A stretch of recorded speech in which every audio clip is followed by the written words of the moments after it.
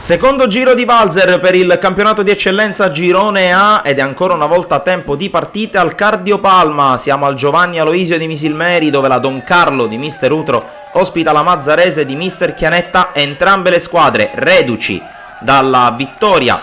nel primo turno di Coppa Italia. La Don Carlo ha eliminato il Marineo, il Mazzarese ha vinto il derby cittadino contro il Mazzara, entrambe intenzionate a portare a casa punti pesanti per l'inizio di campionato. Il primo squillo è della formazione di casa, oggi in maglia blu con il cross di Lonigro, la sponda tentata da Lucera, una via di mezzo tra un passaggio per i compagni al centro e un tentativo verso la porta. Punizione sempre dal sinistro di Alessio Lonigro, un po' di confusione in area, poi c'è il salvataggio provvidenziale di Vito Lupo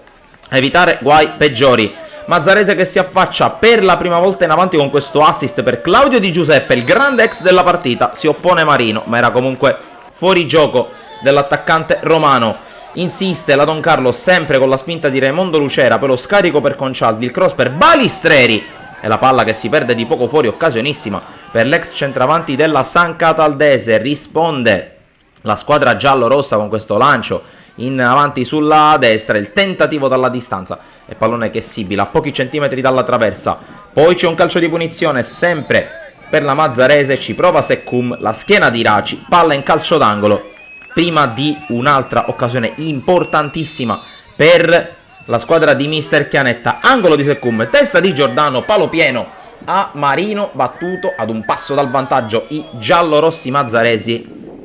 che insistono ancora con questa incursione sulla destra, il cross per Di Giuseppe che impatta bene di testa, ma il tentativo è centrale, para Marino. L'ultima chance del primo tempo è di Marca Misilmerese, va via Lucera sulla sinistra, il suo tiro viene respinto da Giardina, poi la rovesciata di Cerniglia, altro colpo di testa che finisce sui piedi di Raci. Palla fuori, l'arbitro tra altre cose va ravvisato, un fuorigioco difficile da comprendere. Si chiude comunque il primo tempo all'Aloisio e inizia la ripresa con le nostre immagini sui secondi 45 minuti che si aprono con un calcio d'angolo per la Don Carlo, il cross dalla sinistra, Colombatti sul secondo palo come sempre presente, questa volta però non inquadra la porta.